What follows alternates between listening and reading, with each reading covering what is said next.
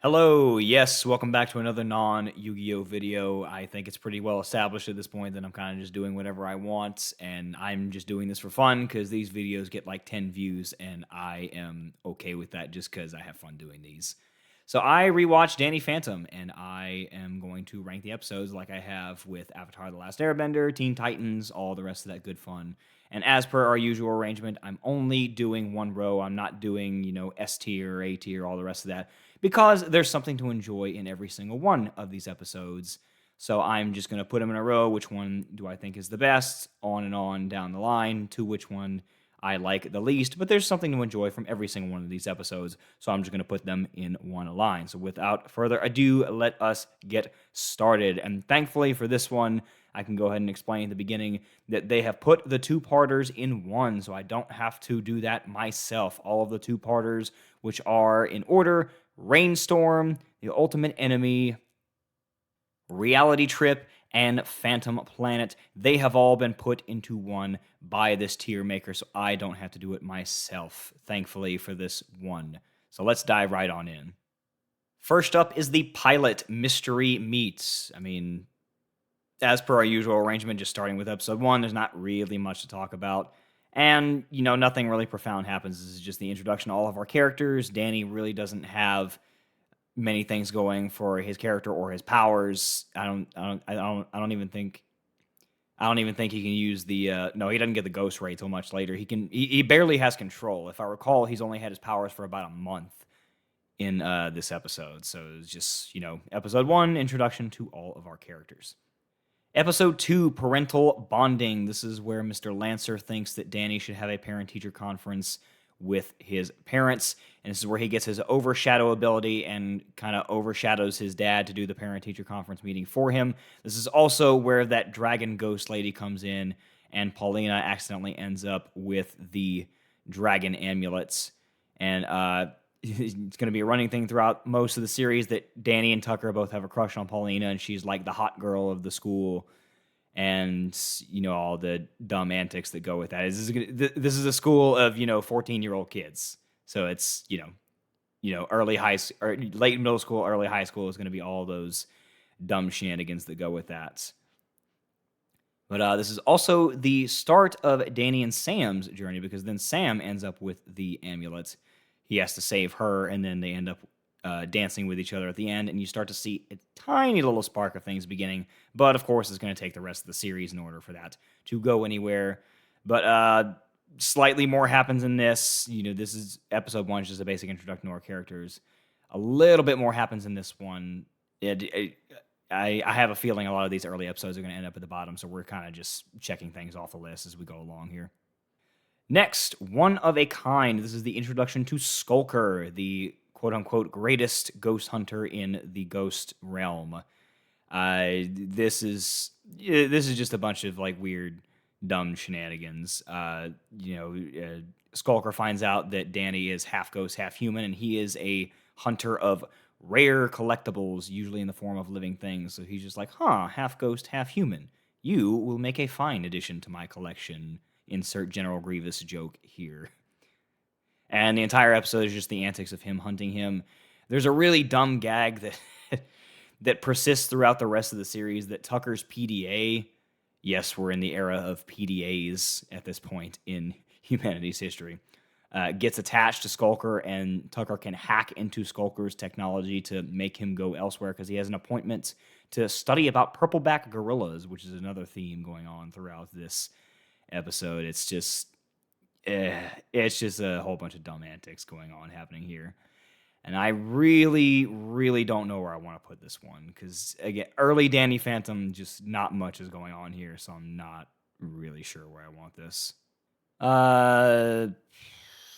Skulker ends up being kind of okay, but like I really hate the PDA get. It's kind of funny, I suppose, but I think parental bonding just gives better setup for what happens later on, so I'm just going to go there for now. Attack of the Killer Garage Sale. This is the introduction to Technus. Danny somehow finds himself part of the popular crowd, and he needs to raise money to get the clothes that they're going to be wearing for a party, so he starts selling all his parents' stuff in a garage sale that they supposedly don't want. There ends up being a rift between him, Sam, and Tucker. And Technus is a new technological ghost who takes over technology as he goes along. So that's, make of that what you will. It's this episode's kind of just dumb. Technus isn't really a great villain to me. I don't really like him. I'm honestly probably going to put this down here. I'm just not really a fan of this episode, and not much happens.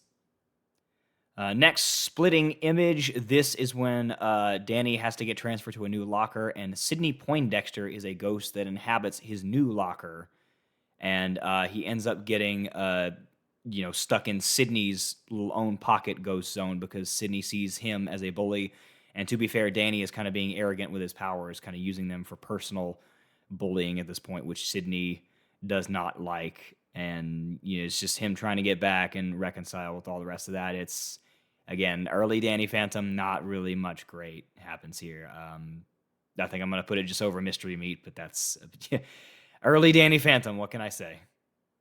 Next, What You Want. This is the introduction to the wishing ghost Desiree. She accidentally gets freed, and she gets stronger by granting people's wishes. And the antics that happen in this episode is she just so happens to hear Tucker's wish of him wanting to have ghost powers as well, because Tucker starts to get a little insecure about Danny having ghost powers and being able to do all that he can, and Tucker feeling not quite as worth it or important with all this, and just all the antics and shenanigans that goes on with that. This one's pretty good. Desiree's kind of simple as a villain, but it ends up working. And it's an interesting dynamic between Tucker and Danny because they are genuinely best friends. And naturally, if your best friend had superpowers and you didn't, you would probably start to feel that way. And then, of course, there's a twist that it's making him more evil and dark because, they have to have a plot to an episode. But it is some interesting stuff going on. And I think with that, I'm going to put it at the top so far. Just because, again, early Danny Phantom, not much is going to happen. What's immediately going to take its place, though, is bitter reunions because we get introduced to one of the best characters in the series, Vlad, who is Vlad Masters, a.k.a. Vlad Plasmius. He ends up being not only one of the coolest characters of the series, but Danny's arch enemy. We learned that he and Danny's father, Jack, went to college together, and there was an accident that caused him to seemingly only have what is called ectoacne in the show. However, it also turns him into a half ghost. And he has spent 20 years that way. He has spent 20 years alone, and he is secretly in love with Maddie, who is Jack's wife and Danny's mother. So there's going to be antics with them throughout the entirety of the series. But this is just a great introduction to what's going to be not only a cool character, but Danny's arch nemesis throughout the rest of the series, because they really make sure you know that he is strong in this. The rest of the ghosts that Danny have fought up until this point have kind of been jokes that he beats pretty easily, after, Danny not really knowing how to use his powers, but then beating them relatively easily. Vlad just curb stomps Danny. He's like, dude, I have 20 years experience on you, and I am more powerful than you could ever hope to be right now. And he really shows it. Danny does not stand a chance whatsoever. He essentially has to trick and blackmail Vlad in order to beat him, because he's like, hey, I'll reveal your secret. Oh yeah, Vlad? My parents will accept me. What will my mom think? Because Vlad is, of course, still in love with Danny's mother. So they really make you know that, and this is a great introduction to what's going to be a great character throughout the rest of the series. Next up, Prisoners of Love. This is sort of an interesting episode. It's alleged to be Danny's parents' anniversary. It turns out to be some other, an anniversary of one of their relatives' divorce, which is really, really stupid. But early Danny Phantom. Anyway, Danny accidentally knocks the present into the ghost zone, and he feels that he really needs to do that in order to save his parents' marriage. So he goes into the ghost zone multiple times and runs into a new ghost called Walker, who runs the most secure prison of the ghost zone and who is obsessed with law and order and abiding by the rules. So he catches Danny the second time and locks him away and sentences him to 1,000 years imprisonment in the ghost zone. And in there, we find pretty much all of the previous ghosts. that we have interacted with, except for Vlad. Skulker's in jail, Lunch Lady's in jail. Um, I think Desiree and Sydney are in there as well, but like pretty much all the characters we've interacted to up to this point. So we get a little mini team up thing as well to be able to escape from there.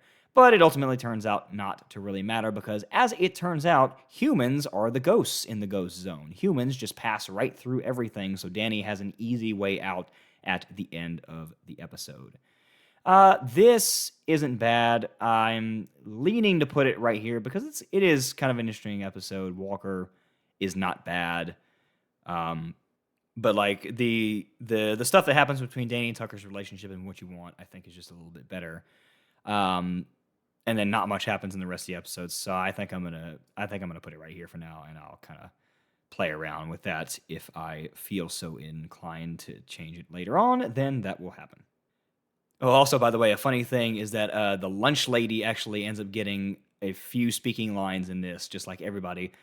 This is a new voice for the lunch lady who will be the voice for the rest of the series, and she has got some roles behind her. This is I think her name is Kath Sosi. Yeah, that's right. She has a bunch of stuff that's probably from your childhood. She was Lola Bunny in the Space Jam movie. The English voice in the English dub of Kiki's Delivery Service of Kokiri.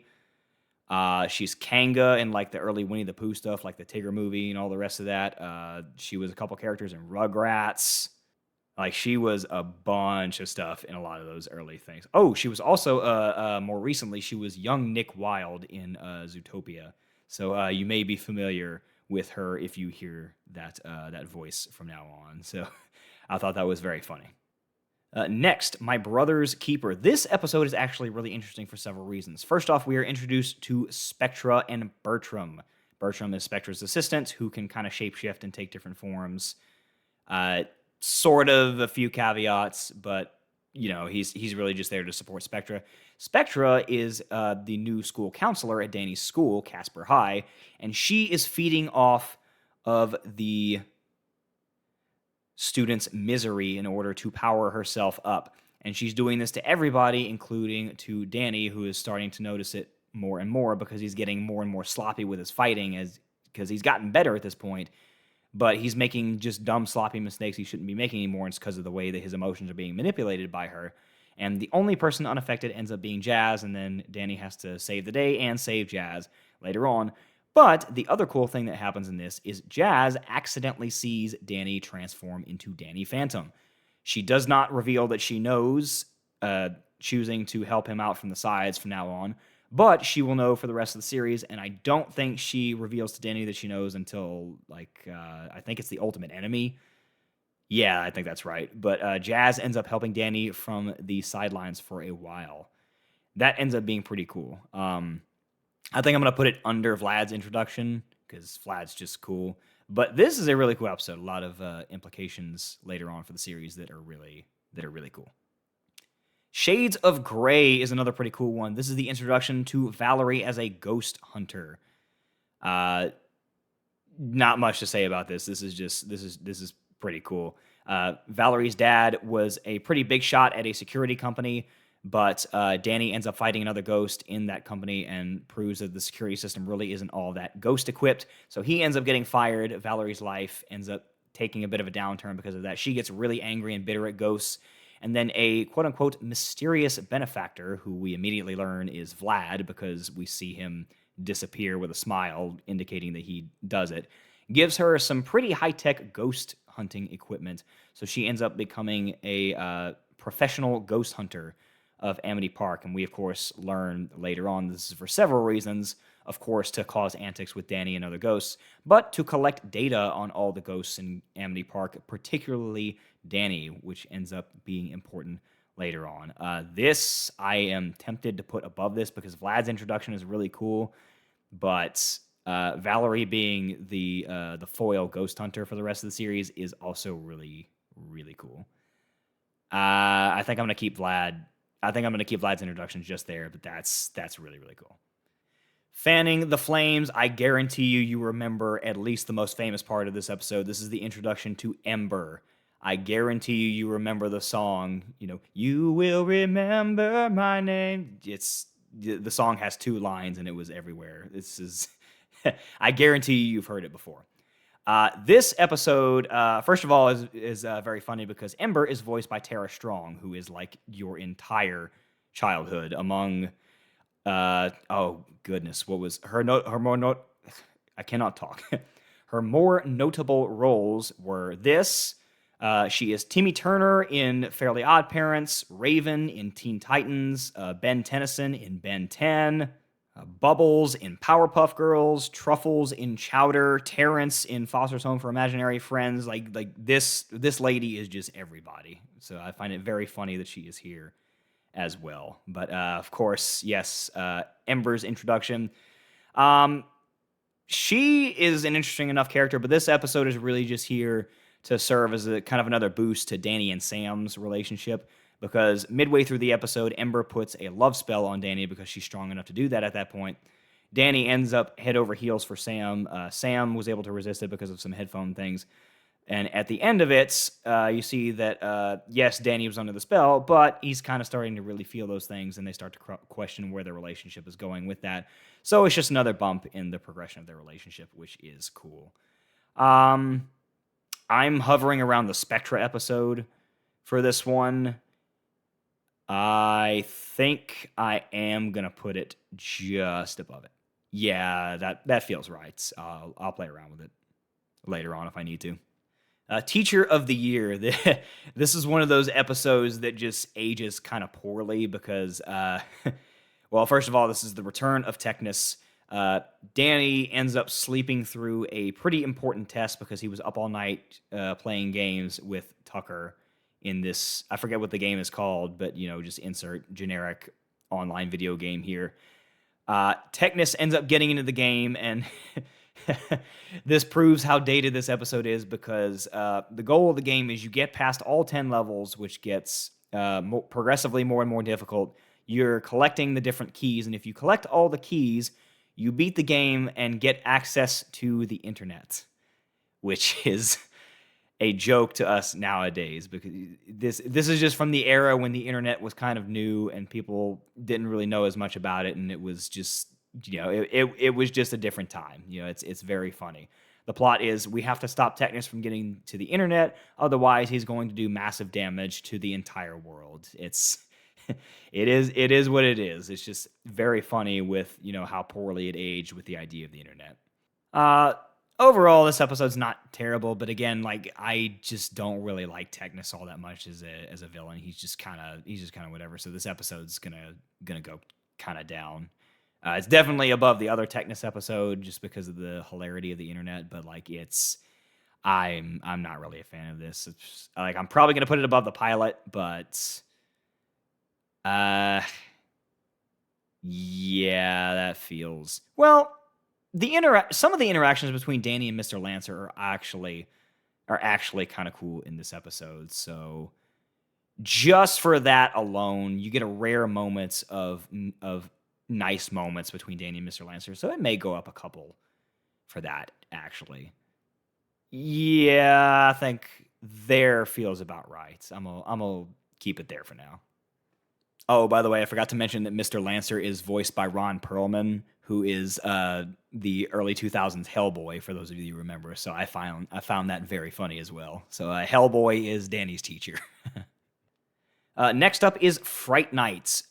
Danny and Dash, who is Dash is Danny's bully, and they end up going at it again. They get in trouble with Mr. Lancer, and rather than give them detention, this episode came out around Halloween and is Halloween themed. He has them both enter a competition into who can make the scarier room in his haunted house, because it's Mr. Lancer's turn to have a haunted house and he wants to show up the other teachers. Danny's ends up being not really all that great, but earlier on in the Ghost Zone, he found what is known as the Lair of the Fright Nights, who is just, inserts powerful Halloween spirit here, and he finds his sword that can, make things scarier, send your enemies to a place of their worst nightmares, all the rest of that. So, of course, for the plot, Danny steals the sword because he wants to make his room better, but he sets the Fright Night free in doing so, and then it's all the shenanigans of having to deal with that because the Fright Knight is a genuine threat. We learn later on that he is the right-hand man servant of Pariah Dark, the king of all ghosts, known as the most powerful ghost, but we will get to him later on. But the Fright Knight is actually very threatening. And by the way, voiced by Michael Dorn, who you may know as Lieutenant Worf from Star Trek The Next Generation. So very cool to get him in here. This episode's okay. It's really just, the introduction of the Fright Knight and him being an alright character. But I'm probably going to just put this under some other moments of the show. Like this, I think I'm going to put it here because just the nice moments between Danny and Tucker outshine it in this episode, and just we're starting to graduate away from early Danny Phantom, but a lot of these early ones are just just not as much going on right now. Next up, I have to laugh at this one because the episode's name is 13, even though this is episode number 14, and I refuse to believe that's there's no way the showrunners didn't do that on purpose. Because surely you would have put this at episode 13. Nope, they put it at episode 14. Which is, that's very funny. This is, of course, the episode where we get introduced to Johnny 13 and his ghost girlfriend Kitty. They try to cross over from the ghost zone to the human realm. Kitty is unable to do so successfully. She gets clipped or something, so she's not able to leave the ghost zone unless she's able to possess someone. So Johnny looks for someone to give her ghost items to in order to do that, and he ends up choosing Danny's sister, Jazz. So there's just a whole bunch of antics going on with there. There's a whole side story of, bad luck Tuck with Tucker. It's really just, Danny trying to stop Johnny from turning Jazz into Johnny's ghost girlfriend is what it is. It's okay. It's really just the tension with that going on in Johnny 13's introduction. I'm not really all that much a fan of this episode. I'm probably going to put it on pretty decently far down so far. I think it's going just over the Skulker episode and just under this, just because the moments between Danny and Mr. Lancer are kind of nice with this. But, we're still kind of early Danny Phantom, hopefully getting out of it kind of soon. Next, Public Enemies. This episode is actually really good.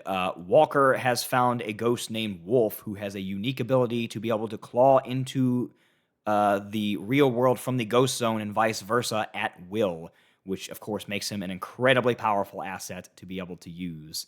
And then there's a running gag that Wolf can only speak a language called Esperanto, which, there's a couple gags with that end up being sort of funny. But anyway, this episode ends up being really cool because Walker and his minions essentially take over Amity Park and end up kind of changing the game forever.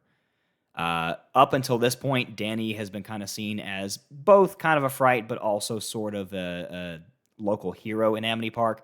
But by the end of this, Walker and his minions take over everybody important in town. Briefly, they take over the mayor, the major teachers, and popular people at Danny's school. Danny, with the help of Wolf, is able to beat them and push them back by the end of the episode. However, right beforehand, Walker has taken over the mayor, and he makes it look like Danny has been attacking him. And we get that, just a really cool final line from him right before he disappears back into the ghost zone, which is, "Wanted in the ghost zone and now feared in the human realm. There's nowhere you belong." Which just kind of ends up changing the game throughout the rest of the series, which is really cool. So this one's going to go up kind of high. I'm hovering right around here, right around the Ember episode, because the changing in the stakes by that much is just really, really cool. And I think I am going to put it right there. Yeah, that feels right. Next is Lucky in Love. This you're made to think that Paulina sees Danny transform into Danny Phantom and that Paulina now knows his secret, but it turns out to be Kitty just trying to make Johnny jealous, and she is overshadowing Paulina. This episode's just kind of here to fill time and like, oh, Danny and Paulina are together because he had a crush on her. Yay, and Sam's getting jealous, so it's a bump in Danny and Sam's relationship if they can resolve things. It's okay. Johnny 13 and Kitty just aren't really all that much of an interesting character to me. They're just kind of there. So you at least get a little bit more from Danny and Sam's relationship and the progression of that, but as This episode's also just kind of here. So I am probably going to put it here. Yeah, I'll change it later on if I want to. Maternal Instinct. This ends up being another Vlad episode with the implications of, as well as a mother-son bonding trip with Danny's mom. See, Danny's mom, Maddie, feels that she and Danny don't really know each other well and are kind of estranged, so she wants to get to know him better. They end up conveniently being invited to a science symposium, but surprise, surprise, it's actually a trick. Vlad is the one who planned it, and he makes a plane, with the help of his ghost minions, crash land near one of Vlad's log cabins. And Vlad is there to attempt to woo Danny's mom away from Jack. All the while, he is sending ghosts to Jack's house to try and kill Jack, where Jasmine is there, and Jack also wants to get close to Jazz, just like Maddie wants to get close to Danny. So their bonding experience is staying alive with the ghosts coming to kill them, while Maddie and Danny's bonding experience is figuring out how to navigate around Vlad. And this episode, funny enough, just ends up being, aside from being another Vlad episode, which makes it cool, really reinforces how strong Vlad is, because Danny puts a new ghost additional tool around him called the Spectre Deflector, which is supposed to deflect any ghost that it comes to contact with. But if you put it around a ghost, it ends up shocking and hurting them and weakening them if they end up being a half ghost, as it turns out. Well, Danny puts the Spectre Deflector on Vlad, and he barely beats him. Like, Vlad is still just that strong compared to Danny. So just reinforcing that, yes, he is Danny's archenemy for a good reason, because he is strong. That's really kind of the best thing that happens in this episode. This is a weaker episode as far as Vlad goes.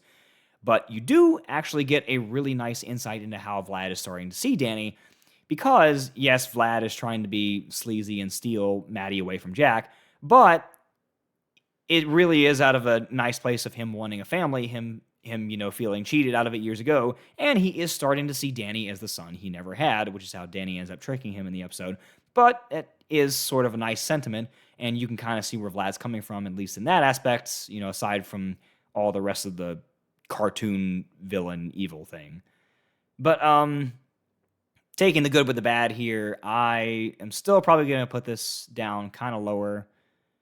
Probably just over the Fright Night episode, if I had to say. Yeah, just under what you want. Feels okay. Yeah, I'll leave it there. Next is Life Lessons. This is where Danny and Valerie are forced to work together.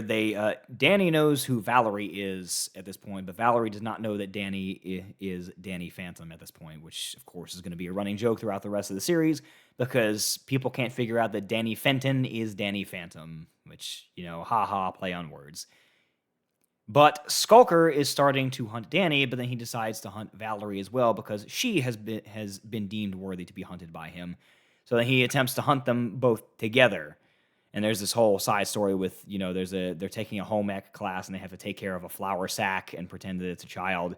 He uses that to lure them both out together, and it's really just to make Danny and Valerie survive being hunted by Skulker together. This episode's okay. It's really just the progression of the relationship between Danny and Valerie as kind of friends but enemies at the same time. And of course, Danny knows Valerie's secrets, and Valerie's not going to learn until the end of the series, but Danny has to play off of that. Otherwise, it's still okay. Just purely based on the progression of their interactions with each other, I think I'm going to put it just above Maternal Instinct. Oh, by the way, also funny to note that at this point, I forget the other voice actor for Skulker, but at this point, Skulker will now be voiced by Kevin Richardson, who they just keep finding people who were a majority of your childhood. This guy is also everywhere. He was Captain Gantu in Lilo and Stitch. He was the first Schnitzel in Chowder. He was replaced later on, but he was the original Schnitzel. He was Goro in Mortal Kombat. Dark Laser in Fairly Odd Parents, which is the Darth Vader ripoff of that. He's just another guy that's just everywhere, and it's really funny that they're able to keep getting people like this. Oh, I forgot. He's also Trigon in Teen Titans, so more of your childhood as well. Go see my Teen Titans ranking video in on my channel in order to see more about that. Haha, self-plug. Anyway, moving on. Next up is Million Dollar Ghost. This is sort of the introduction to the guys in whites. They end up being a little bit more important later, but this is just Vlad's ghost portal is destroyed because he doesn't change out, something called the ecto filter. His mansion and his portal are destroyed. So he has the idea to steal the Fenton portal from Jack and Maddie. And in order to do that, he kind of gets all these ghost hunting groups to go after Danny and keep him distracted and get them out the house, fighting both him and other ghosts in order to get the portal away from them. This is really just the parody of a bunch of other ghost and alien hunting things. Like the guys in white are based on the Men in Black. There's a Scooby-Doo ripoff gang in there as well. It's just a bunch of antics of Danny running away from them while Vlad steals the portal. It's okay, but this episode's kind of, dumb. It's probably going to go down pretty low. I think around here, I don't really care about this episode. Next up is Control Freaks. This is the introduction of Freak Show, who is the circus master of what's it called? Circus Gothica, I think. So of course this is going to be a pretty Sam-centered episode because get it? It's the goth episode with Sam. So yeah, it just ends up being that. Funny enough, I haven't mentioned this yet, but should be noted that Sam is voiced by Grey Delisle, who just someone else who is absolutely everywhere. Some of her notable roles are she's Vicky in Fairly Odd Parents, Azula in Avatar: The Last Airbender, Daphne in a lot of the early 2000s Scooby-Doo stuff, like the Scooby-Doo movies like Cyber Chase and all the rest of that. Mandy from Grim Adventures of Billy and Mandy. She's just another one that's just everywhere. So that's also just very funny. But anyway, yes, Control Freak and a kind of a Sam-centered episode. This episode's kind of cool because Control Freak somehow has a crystal ball that can control ghosts, which is how he does his entire show. And it ends up being able to control Danny because Danny is half ghost. Now, he's able to fight it a little bit, but we start to see Danny acting a lot more evil, which doesn't help his case with Amity Park because they're already kind of afraid of him, and now he's actually acting evil at the behest of Control Freak. It, of course, ends up being up to Sam to be able to save him and set him free from that, which she eventually does. It plays into more of the building of their relationship, all that good fun. This episode's okay. This is a decent one, especially for the progression of Danny and Sam's relationship. So I am actually probably going to put this up kind of high, especially because seeing like an evil version of Danny, but before the obvious one of Ultimate Enemy. Don't worry, we'll get to that one. But that's also kind of cool. This is going to go decently high, probably around here, just because Control Freak himself is all right, but like when stacked up against some of the other people, like Vlad's a cooler character. Some of the later one-off villains like Pariah and Dark Danny are just cooler. He's okay. Probably here sounds about right. Yeah, I'm gonna keep it there for now. Next up, that was the end of season 1. We start season 2 with Memory Bank. This is basically the origin of how Danny got his powers. It's a flashback to the first time that he was in the machine and got his ghost powers, and also how they have to do it again because the wishing ghost Desiree returns, and Danny and Sam end up getting into a fight. And Sam accidentally wishes that she never met Danny, and Desiree just so happens to hear that. So in doing so, since she never met Danny, Sam is the one who encouraged him to go into the ghost portal before it was finished, and therefore that's how he got his ghost powers.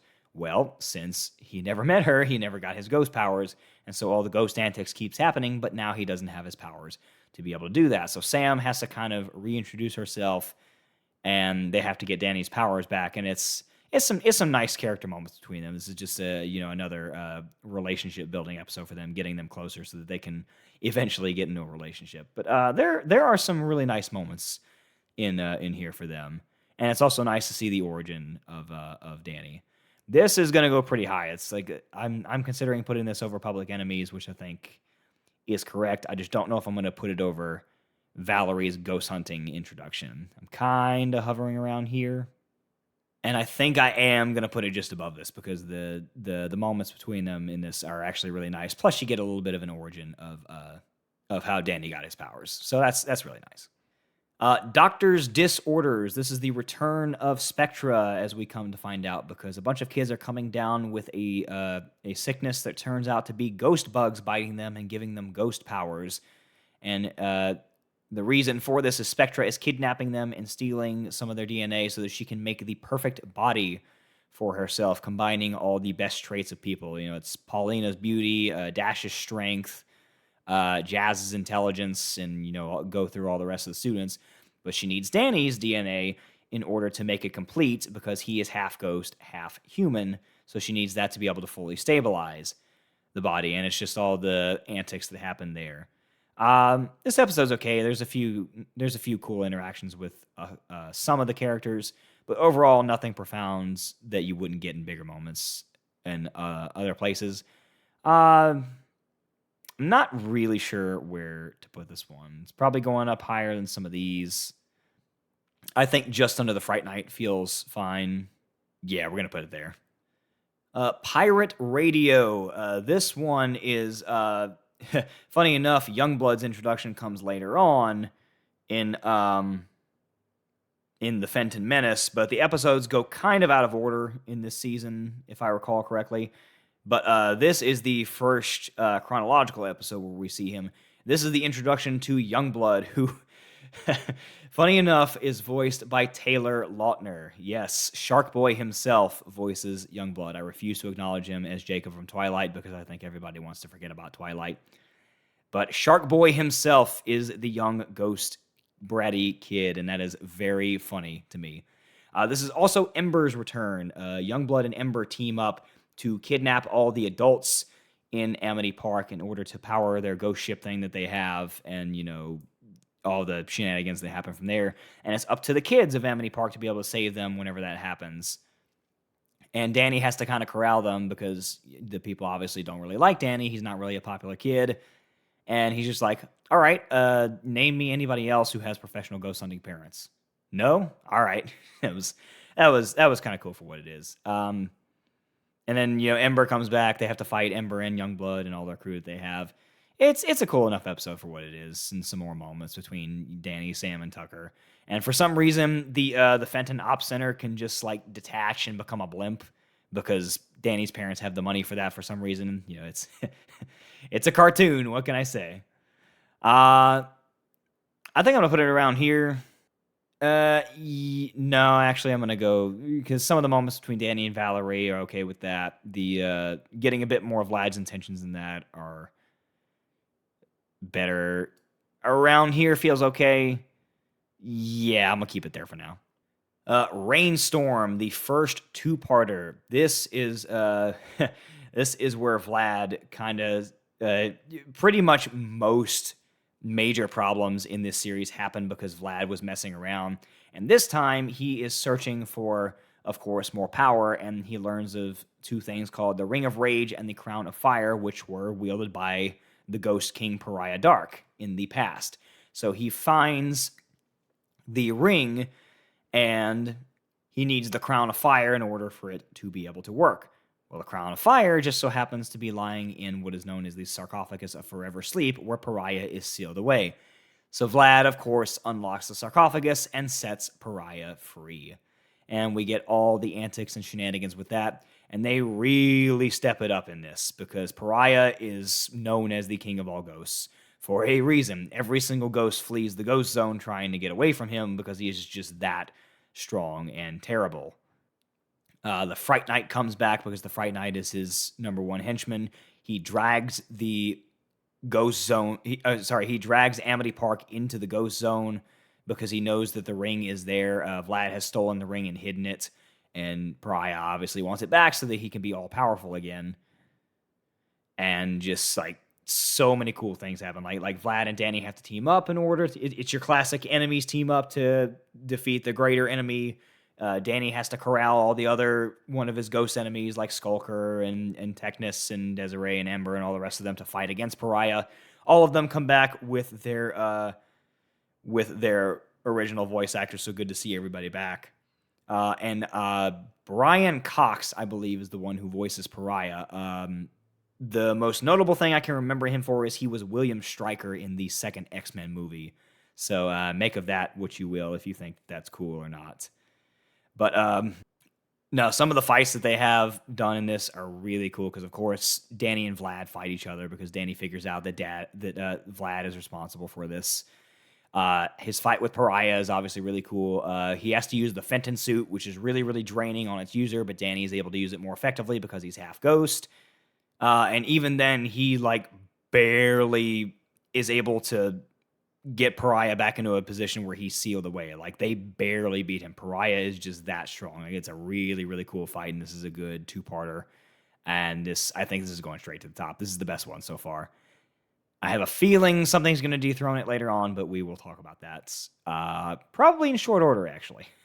Identity Crisis. This is when Danny splits himself using the new Fenton Ghost Catcher. He's able to split his superhero ghost fighting self with his normal self because he wants to be able to live a normal life and be able to do all the ghost fighting things. So his now human, more lazy self can spend time with his friends while the superhero ghost fighting self goes and deals with a bunch of ghosts. And Technus just so happens to be the main villain in this episode. And of course, they have to have shenanigans to make them come back together. Technus ends up stealing some Fenton technology and using the Ghost Shield in order to do that. So Danny's superhero self with the ghost powers can't do anything, while Danny's human self has to be able to help. And then it's all the antics of them, having to reconcile with their other halves. Tucker and Sam being like, hey, you just kind of split yourself off from a really important part of yourself. Do you really think that's okay? Thinking that he should, go back to his ghost fighting self. And all the things that happen with that. This episode's pretty nice because you get to see glimpses of cooler stuff that's going to happen later on, as well as some weird shenanigans. But we'll talk about that when we get to it. But this episode's fine. It's not the greatest one, but it's nice to see that Danny, despite having all these powers, is still struggling with. Yeah, I have all these cool powers, but it also comes with a bunch of downsides. I'm constantly having to fight ghosts. People hate me and they're hunting me. It's your classic superhero thing. You have the power, but then you also have the identity that you need to protect and the danger that comes with it. For that reason, I think it's gonna go. I think just above the Fright Nights. Yeah, we'll go with that. Next, the Fenton Menace. This is This is the reappearance of Youngblood. This was not his introduction. This episode wasn't out of order. First and foremost, I hate that this episode is just before Ultimate Enemy because this episode's fine, but knowing what comes next, spoiler alert, Ultimate Enemy is really, really good. It makes it one of those episodes where it's just all right, can we just get through this because I know what comes next. But this episode is cool enough for what it is because Youngblood can only be seen by the young, which makes him invisible to Danny's parents as well as to Jazz, because even though his sister Jazz is 16, Jazz really, really is in the adult mentality and thinks she's an adult. So Danny is fighting Youngblood the entire time, and he's the only one who can see him, so everybody else starts to think that he's crazy. And, Jazz knows his secrets at this point, so she really cares about him and thinks that he's just losing his mind with all the ghost hunting things, so really tries to get him away from all that and ends up hampering him more than helping him. So Danny has to essentially get her back in touch with her childhood self so that they can both reconcile and so that she can see Youngblood to realize that he's not crazy. And she does end up helping him fight him, but, she has to pretend that she doesn't know the secret at this point. So it's just one of those, they should figure out that they know the secret by now, but they still keep it up for those reasons. But there are some really nice moments between Danny and Jazz in this. It's some nice bonding moments. So I'm actually going to probably put this up a little bit. I think around here that feels right. Yeah, I'm going to leave it there for right now. Next up, Ultimate Enemy is going straight to the top. I would be surprised if anything dethrones this as the best episode. This is... Dark Danny is such a cool villain, and of course it ends up being Danny's future self, because who else would be the ultimate enemy than an evil version of Danny from the future? So that is from a timeline where Danny's parents, sister, and Tucker and Sam, his best friends, are all killed in an accident. He goes to Vlad because he feels like Vlad is the only one that he has left, but he is still tortured with all that torment. So Vlad has this ghost technology that can rip the ghost half out of him, which ends up ripping out all the negative feelings.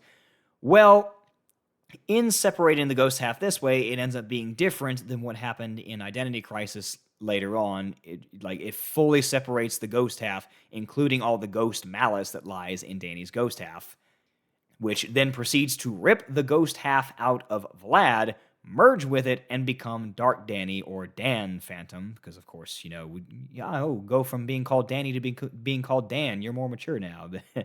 But anyway, he ends up becoming a very strong, very powerful threat, ends up essentially becoming the ultimate ghost, hence why, the ultimate enemy.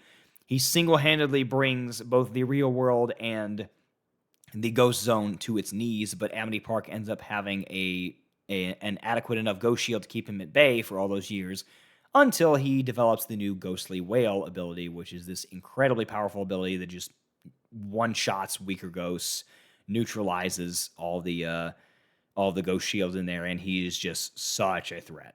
And it's a really, really cool episode. You have the different timelines with Clockwork warning Danny. Clockwork is charged by the Overseers, who are voiced by D. Bradley Baker, who is also everywhere. By the way, he's the clones in Star Wars: The Clone Wars #4. He's one of those ones that's just everywhere. But they say, hey, here's this terrible future. You need to prevent this by killing Danny Phantom in the past. And Clockwork is just like, I'm not going to do that. He has a chance. So then it's all the time travel shenanigans, a chance for Danny to undo what he's done. And it starts with him accidentally getting the answers to a pretty major test and faced with the decision of, okay, if he cheats on the test, he's more than likely going to go down the path that leads him to becoming Dark Danny.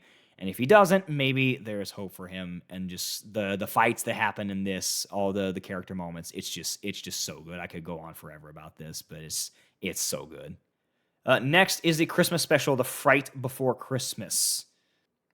The ghost villain in this is literally known as the Ghost Writer. Haha, get it? Because he's a ghost that writes, and there's the notion of a real world ghost writer. It's haha, very funny.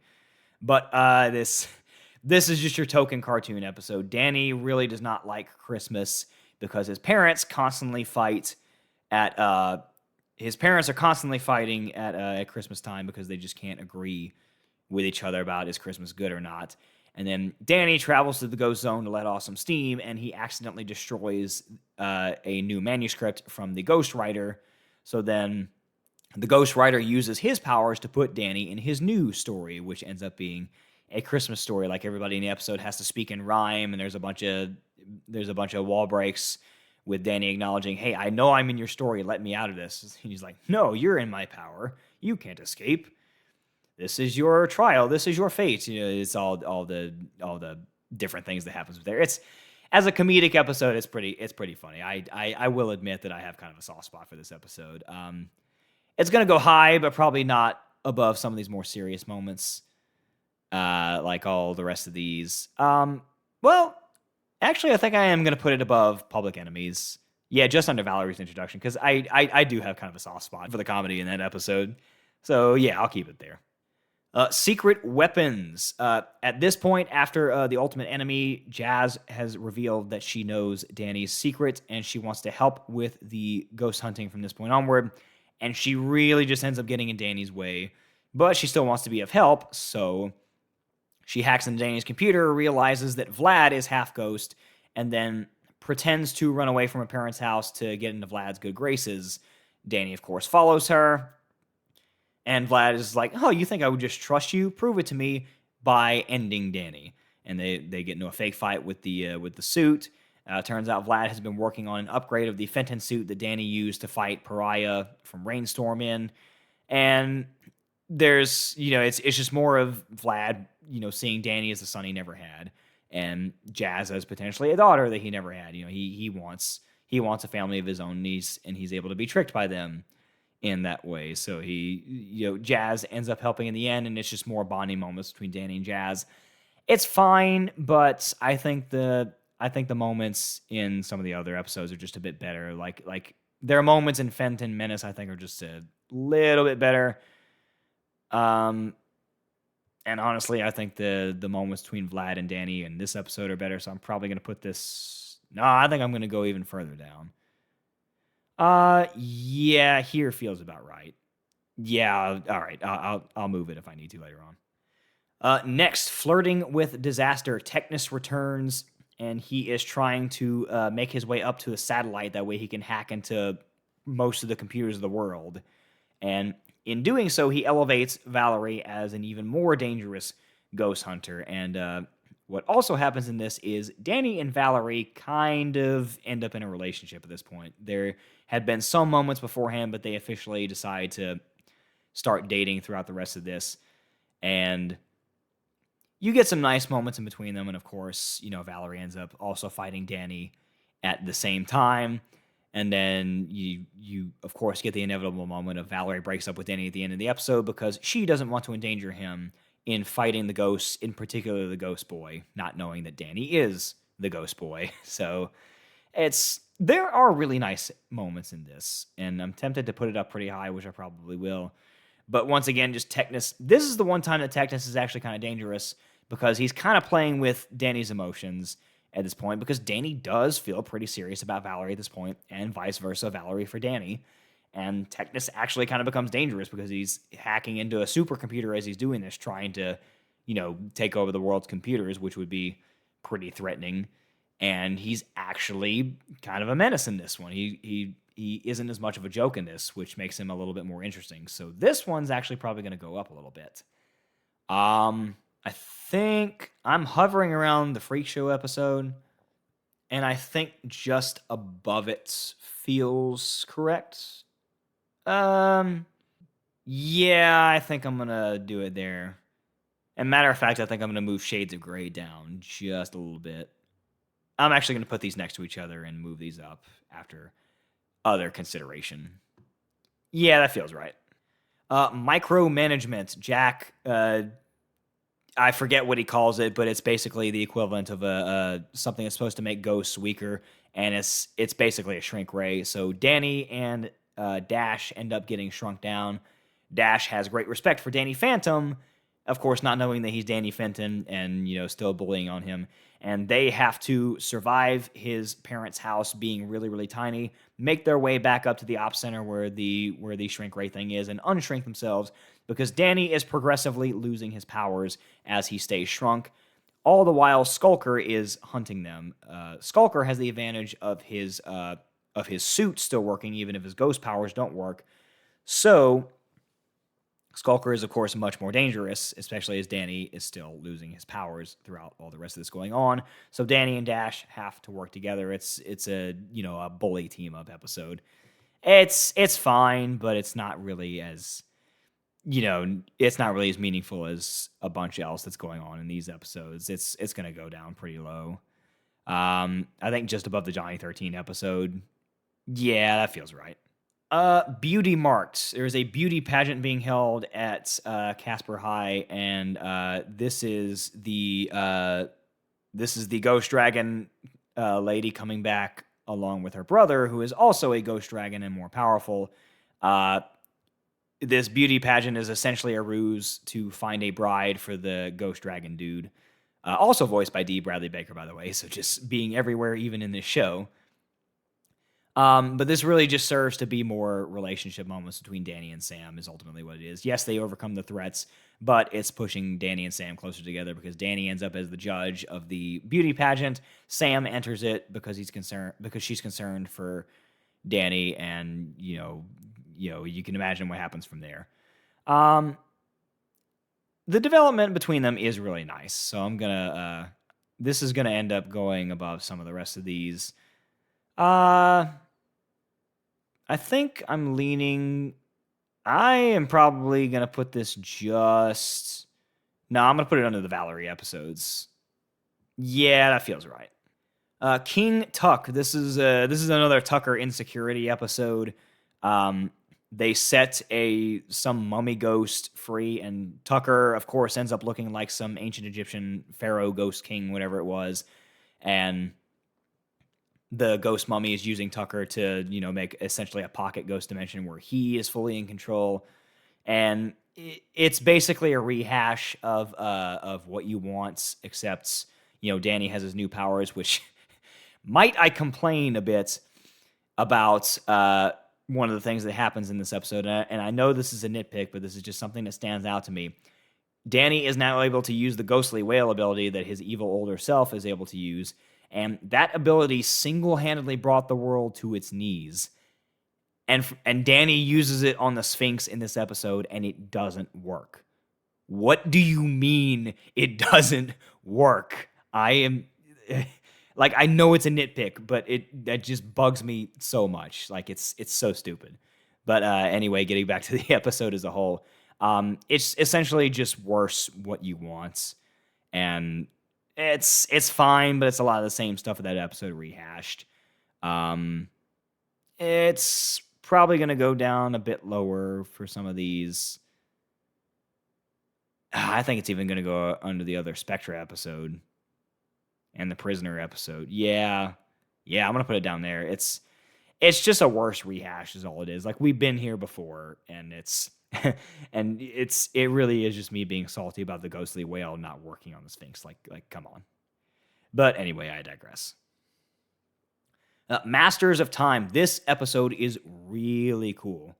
Danny is getting fed up with having to deal with Vlad and his ghost powers, so he goes to Clockwork in order to turn back time to where Vlad never ended up in the accident and therefore doesn't have his powers. Well, in doing so, he accidentally makes it to where Jack was the one who ended up in the accident, so Vlad is the one who ends up with Maddie instead of Jack ending up with Maddie. So we're in a world where Jack has the ghost powers and Vlad is the one with Maddie, and Danny and Jazz do not exist. And it's a really cool perspective on how things could have been different. So this is, of course, a bigger look into Vlad's origin, but also a what could have been, and also just how Danny's parents were meant for each other. Because even in the alternate timeline, Jack and Maddie realize, yes, I've always been in love with you, and I still want to be with you. And especially when Danny has evidence like, hey, I am your son from an alternate timeline. You two were meant to be together. It's my fault that you didn't end up together. And it's really, really cool. Like, this is going to the top, and I'm tempted to put it over Rainstorm, but Pariah is just that cool. But I think it's going over here. Like, it's definitely going over Vlad's introduction, but I think I'm going to keep it right here. Like, this is a really good episode.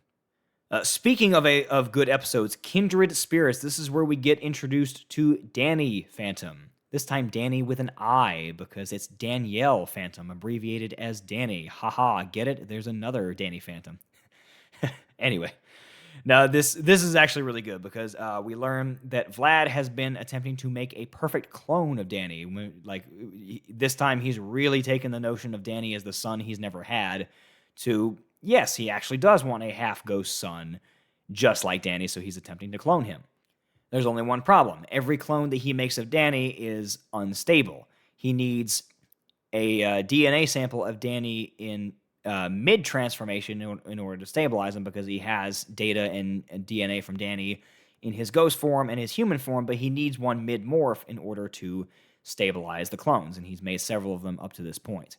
And Danielle Phantom actually ends up being a really cool character. She poses as Danny's cousin, all the while working for Vlad, because, of course, Vlad's manipulating her, because he created her. And overall, she's a really cool character, and it's a really, really nice episode. And another one for me to complain about the ghostly whale, because toward the end of the episode, Danny uses the ghostly whale to destroy everything in Vlad's laboratory, which only somehow ends up destroying the machines and not the walls or the house around it, which I call shenanigans on, but I digress. And yes, it does one-shot Vlad, so Danny finally gets a temporary victory over Vlad. However, Vlad just gets up and walks it off. What do you mean he gets back up and walks it off? This is the same, we're talking about the same ability where Danny used the ghostly whale on Dark Danny, on his evil self, like once or twice and ended up beating him to where he was able to put him in the Fenton Furnace. Vlad gets up, transforms, like he transforms back when Danny uses it on him, but then he just transforms into a ghost again as if nothing happened after that. Like this is his strongest ability. What are you talking about? Like, I'm sorry, the Ghostly Whale is just such a cool ability, and I'm tired of it not doing its job just because the writers don't want Danny one-shotting everybody. Like, yes, it's fine that he doesn't use it all that much because that ability essentially drains him out of his ghost form. But, like, the trade-off is it's a really strong ability, so I'm tired of it not doing its job. But, all right, anyway, I digress. Also, Danielle Phantom is voiced by Anna Sophia Robb, which, for those of you who remember her, she is Violet Beauregard in the Charlie and the Chocolate Factory remake of, the one with Johnny Depp, and Leslie Burke from Bridge to Terabithia. Those who remember that movie, if you know, you know, is all I'm going to say about that. I think the other notable ones people may know is like she was the alien kid from Race to Witch Mountain. She was the blonde-haired girl. And I think the other big one was Bethany Hamilton from Soul Surfer, if I recall. Yeah. She's more of a live-action actor, but that is who is voicing Danielle Fenton. So, just nice, cool little connections going on there. But this episode is really good. Danielle is a really cool character. She comes back later on in the series. She actually comes back in the graphic novels, which, by the way, if you didn't know, there's a couple of graphic novels of the continuation of Danny Phantom, and they're pretty good so far. I'd recommend reading them if you like Danny Phantom. But this episode is pretty good. I actually think I am going to put this above Vlad's introduction because Danielle is actually a really cool character, and you just get so many nice moments in this. She's working for Vlad at first. She wants to please him because she sees him as a father because he did create her as a clone, but he's also been lying to her. And Danny ends up being kind of like an older brother that she never had, and it's really nice moments between them. Next is Double Cross My Heart's exchange student Gregor, also voiced by D. Bradley Baker, so once again being everywhere. This is basically just someone coming in to make Danny jealous of someone else trying to date Sam, because Gregor comes in and is trying to date Sam. And, there's a whole thing going on with the guys in white hunting Danny and, the implications of who Gregor might be. This episode is really just to make Danny jealous and further the relationship with Sam. It's okay. Gregor's kind of dumb, but the progression of Danny and Sam's relationship is at least still, okay. It's still not great. Like, this is going to go down kind of far. Probably here. Yeah, that feels, if nothing else, for the development of Danny and Sam's relationship. I'll keep it there for now. The next 2-part special, Reality Trip, and the finale to season 2. This is basically a direct ripoff of the Infinity Gauntlet from Marvel. Like, they don't even hide it. It's like Freak Show is approached about something called the Reality Gauntlet, which if you gather the reality gems, you can become the master of all reality. Like, they're not even trying to hide it. It's the Infinity Gauntlet and the Infinity Stones is what it is. Freak Show ends up having all the gems, but he does not know how to activate them. And when Danny and company, while fighting him, accidentally activate all of them, making him master of all reality, they are still holding the gauntlet and are able to separate the gems from the gauntlet all over the country. But Freak Show takes their families hostage and says, "Bring me the gems, and I will set them free," or like, "I will let you see them alive once again," because of course he's lying and tricking them. But it is called Reality Trip because they end up then taking a trip all across the country. All the while, by the way, toward the midpoint or just beforehand, Danny accidentally transforms back into human in front of a camera. So now the entire world, especially all those that know him, now know that Danny Fenton is Danny Phantom. Go figure. They finally figure it out. But anyway, they have to go across the country getting the gems back. All the while, everyone knows who he is. So now he has to go in disguise. And all the while, the guys in white are hunting him down as well. So they are attempting to regain all of these while on the run. And, it's the Marvel Infinity Gauntlet. That's I can't really say anything different than that. And then the end is kind of dumb as well because eventually he does get all the gems back and he does end up as master of reality and all essentially kills Danny a couple times, but then brings him back because he wants to toy with him. But Freak Show is really insecure about himself in that he has worked with ghosts all his life, but he's kind of envious of ghosts because, of course, he is because they need to give him something that can be a weakness to beat him after that. So Danny tricks him into using the reality gauntlet to transform himself into a ghost. That way, the Fenton Thermos will work on him because apparently Freak Show is just so stupid that he doesn't just manipulate reality to where that doesn't happen. It's a bunch of shenanigans, and this is probably the weakest of all the two-parters. So this one's going to go down pretty far. Like it's a neat enough journey for what it is. There's some character moments.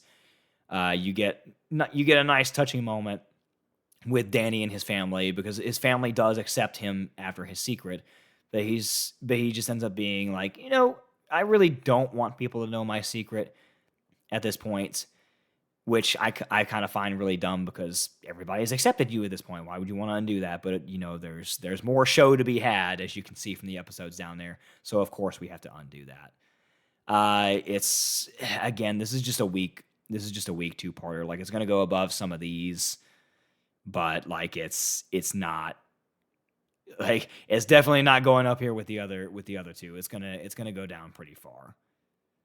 I think I'm gonna put it just above the Gregor episode, but like that's all I can do with it.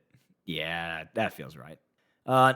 Start of season 3, an eye for an eye. Danny and Vlad, after being arch enemies for so long, Danny's kind of resorting to dumb, childish pranks on Vlad, and Vlad does a few to him. Well, Vlad settles it by moving to Amity Park, running for mayor, and then, of course, using his powers to overshadow most of the voters and have them vote for him at the last minute in the mayoral race. Because at this point, apparently, Vlad has the ability to clone himself, but in doing so, he splits his power. So Danny's fighting him and thrashing him pretty badly, but then it's revealed, yeah, that's because I split myself a bunch and I'm making all the people vote for me. Surprise, I'm your new mayor. And then it's just going to be shenanigans throughout all the rest of season 3 regarding that. It's okay. This is really just here to set up the stakes for the rest of the series. And like you still get a sense for how powerful Vlad is, because in order for Danny to even have a chance against Vlad still at this point, he has to split himself even more so, which I'm still going to be salty about Danny just, not strategically using Ghostly Wail against him and just winning, because that ability has to be nerfed for some reason after that. Just my little nitpicks aside, and anyway, this is fine. It's setting up the stakes for the rest of the season, so I'm gonna put it under a bunch of these other good character moments, but I think here is fine because you still do get some moments between some characters that are nice. Infinite Realms. This is when they get hold of what is known as the Infamap. Danny ends up in the Ghost Zone and meets Frostbite, who he and his people greatly herald Danny as a hero for defeating Pariah Dark, the Ghost King. And Danny accidentally ends up taking the Infamap from them because you just say a location on it and it takes you to where you want to go. Well, in doing so, Vlad knows what it is, and he ends up stealing it and using it to go all over the place, because apparently the Ghost Zone has a bunch of natural portals that pop up every now and then. Like, of course, there's one in the Bermuda Triangle. You knew they were going to do that. But it ends up going different places throughout space and time, and the Infamap can safely take you to those places, and Vlad use it to, quote, take him to his destiny, which we find out more about that in the graphic novels, funny enough. But essentially, Vlad just wants a place where he can rule and be absolute ruler over of, so they have to chase him throughout all the rest of that, and it's just different shenanigans to that. It's not really a great episode, I'm going to be honest. This is really just so Danny can get introduced to Frostbite so that he can get the freeze powers later on, and so the Infamap can be a thing for later on. It's not great, I'm going to be honest. A lot of the season 3 ones just don't really land all that well. I'm probably putting it there. Like it's okay. It's just not great. Girls' Night Outs. This is really just the girl ghost villain team up thing. Like Spectra, Kitty, and Ember all are in fights with their quote unquote significant others. Spectra and Bertram is more of a partnership, but like Kitty's having another fight with Johnny. And just so they could put Ember in the episode, they have it now so that Skulker and Ember were dating, which I'm sorry, there's absolutely no way that you can convince me that Skulker and Ember were dating. Like I really feel like they just did that so that Ember could be in this episode and they could still have the same premise of it. Like, I'm sorry, that sentence just sounds so ridiculous. But apparently Kitty has the ability to, when she blows a ghost kiss at a guy and makes him disappear to a random place for, if the guy disappears for 12 hours, he's gone forever. And they end up amplifying that with Ember's ability to make all the guys in Amity Park disappear.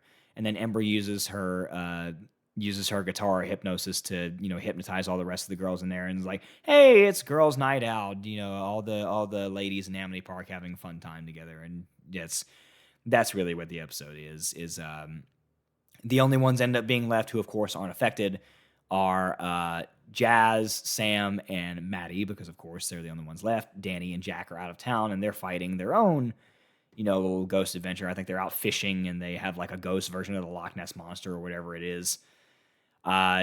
It's okay. It's just some bonding moments between Sam, Jazz, and Maddie, and then having to fight the Ghost Girl trio. It's fine.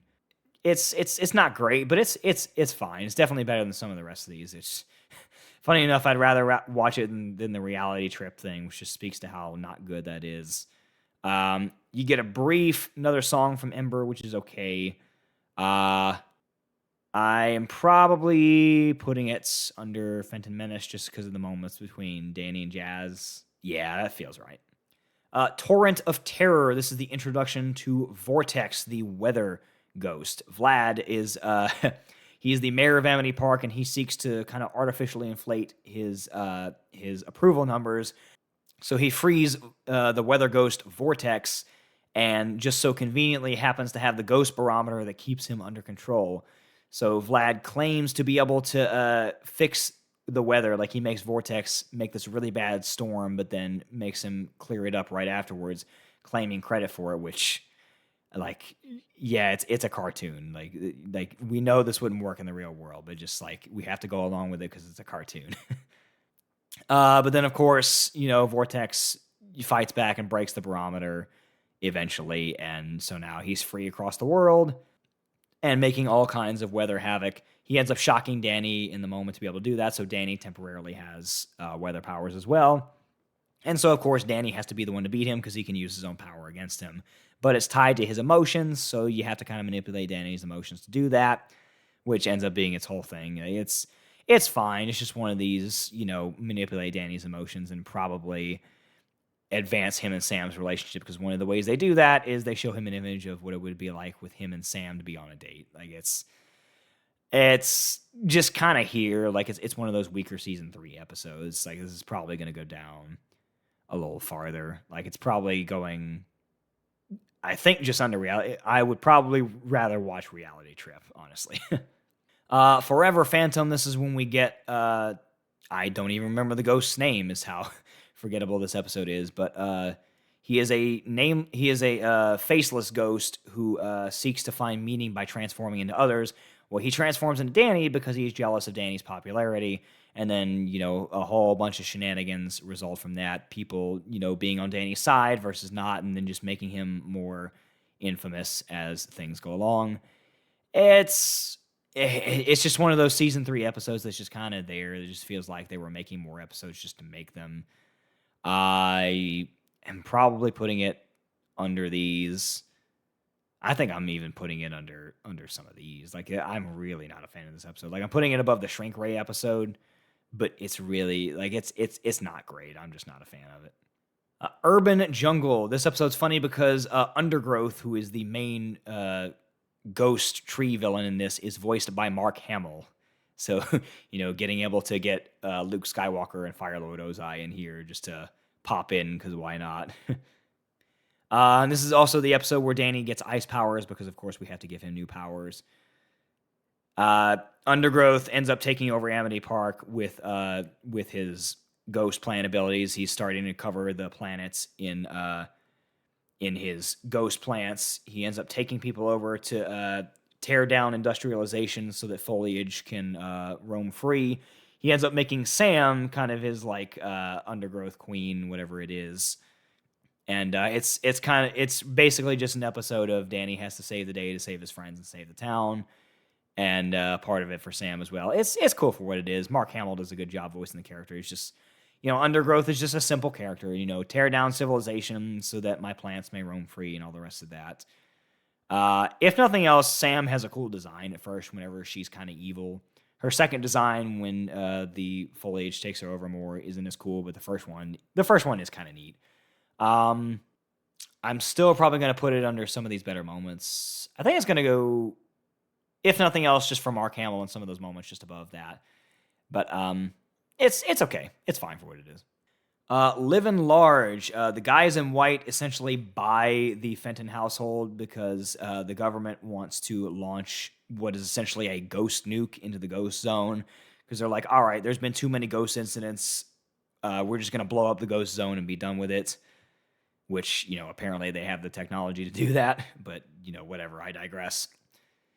Danny and his family become incredibly, filthy, stupid rich as a result of this. And it's just the shenanigans of Danny's changing as a person because money has now changed him. In one of those episodes, he gets kind of distant from his friends.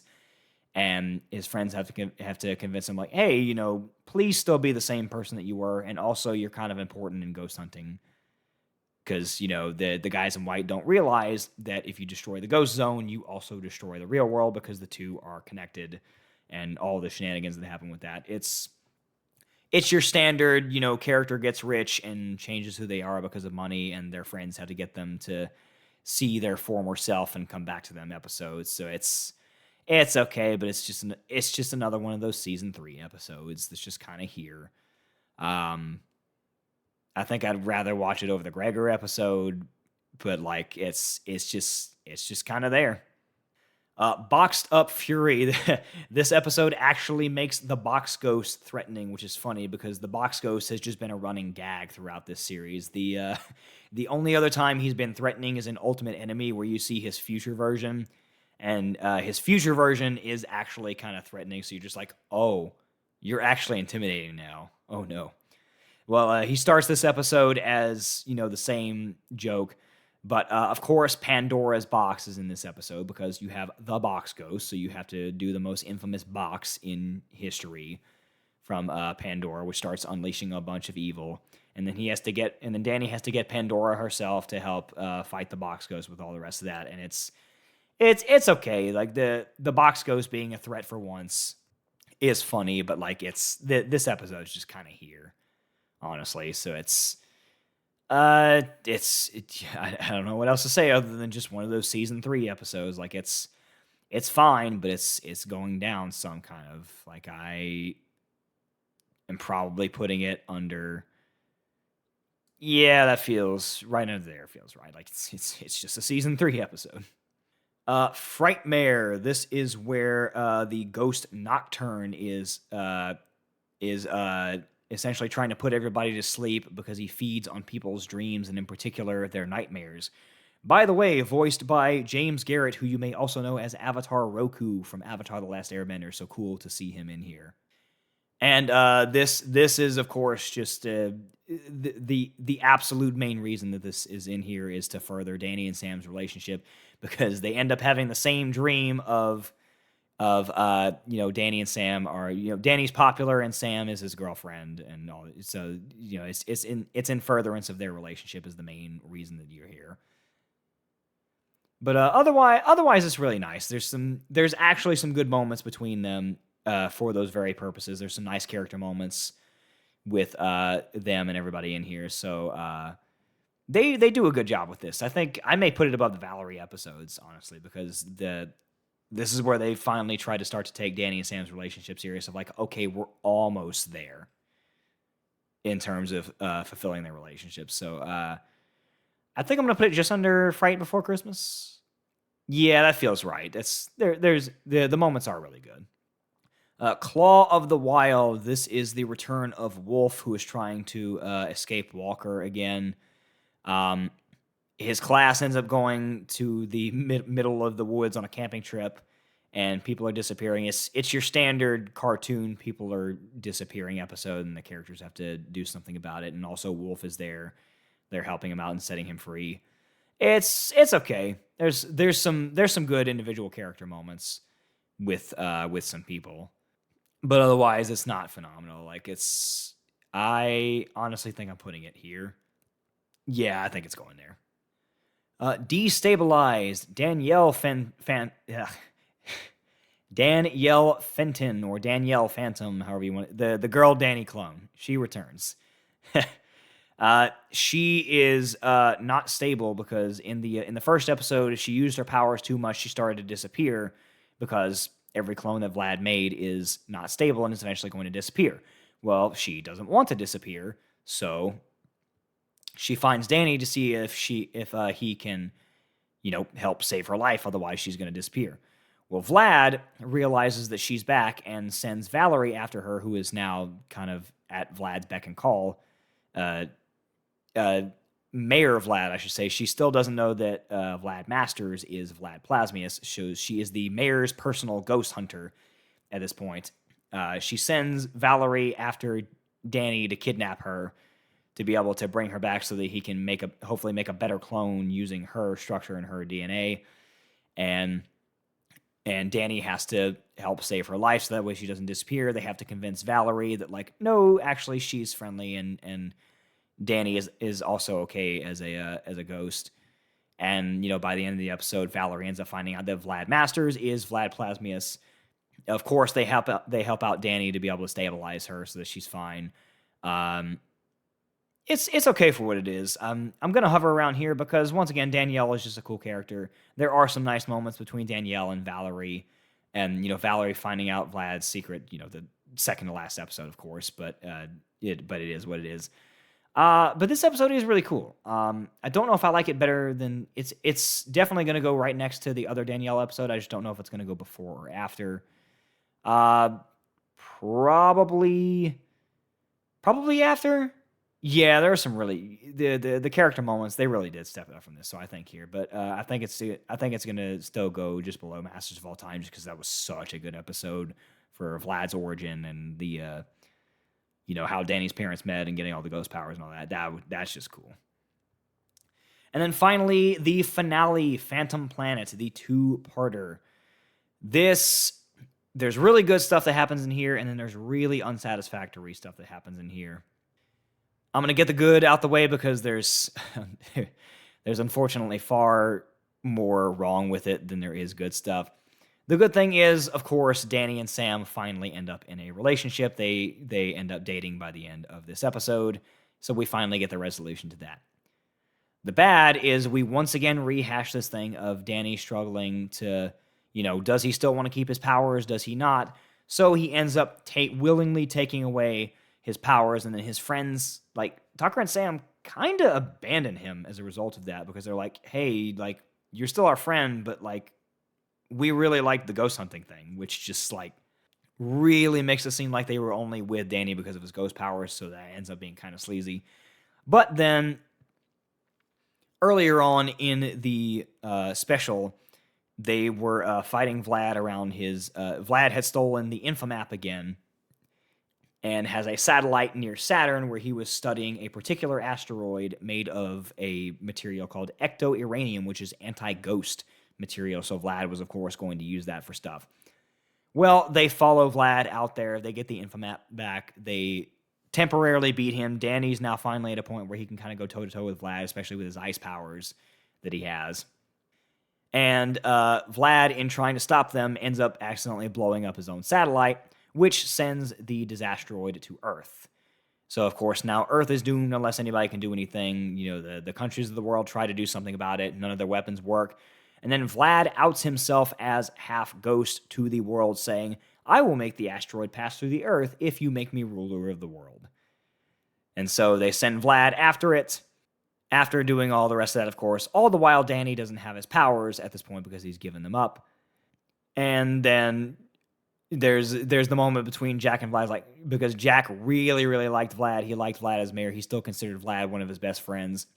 But then Vlad finally goes off on him and gets angry at him, realizing, I ended up like this because of you. I also love Maddie, and you stole her from me. Of course I hate you. So then, of course, when Vlad fails, because he can't touch the asteroid because it's made of ecto-uranium, so no ghost can touch it, Jack just essentially leaves him out there stranded in space, and that's kind of the end of Vlad, because he can't go back to the Earth, because now everybody knows who he is, and he'll be hunted for the rest of his life. But Danny and the rest of them come up with the plan of, okay, we're not going to make the asteroid intangible. We're going to make the Earth intangible. So they're going to gather up all the ghosts to be able to help with that. Well, in one of the journeys into the ghost zone, a bunch of ghosts attack Danny just because, they don't like him. And that ends up re-sparking his powers, and he gets him back. And then eventually he gets them all to help because, hey, if our world gets destroyed, so does the ghost zone and all the rest of that. It's okay for what the rest of it is. There's just so many unsatisfactory things that happen. Like Vlad just arbitrarily outing himself and just being forgotten so unceremoniously just really doesn't do his character justice. Valerie has been hunting Danny the entire season, and when Danny finally reveals himself to the world at the end of the series, all you get is just like a semi-shocked look from Valerie and a little, and like she's applauding with everybody else at the end of it just because they didn't have time to address it. Now they finally do sort of address it in the graphic novels, but again, you have to read the graphic novels, which weren't even going to be a thing at this point, if you want to have that resolved. Which is the fact that you have to go to the extra content in order to get the rest of that is a little ridiculous. Like this. There's just so much that's just left unsatisfactory with this. Like it's okay. Yes, Danny and Sam finally end up together, but just so many other unsatisfactory moments. So I'm going to take the good with the bad, but there's just not much good in here is all I'm going to say. Let me start around Reality Trip and then see where I go from there. I want to say just above it for the resolution of Danny and Sam's relationship, and at least some of the moments between Jack and Vlad of them finally having their confrontation and Jack finally waking up to realize who he is. But just the other bad stuff is just not great. Like it's man. I think just under. Yeah, I'm going to do that. Yeah, that feels right. Okay, just brief review of everything. Yeah, all these are staying at the top. Honestly, yeah, I'm happy with all that. Of course, if you think I'm wrong on anything, feel free to comment on it. All 6 of you that'll watch this video, and for all probably 2 of you that made it to the end of this video. Thanks anyways. Yeah, that's all I got. Have a good rest of the day.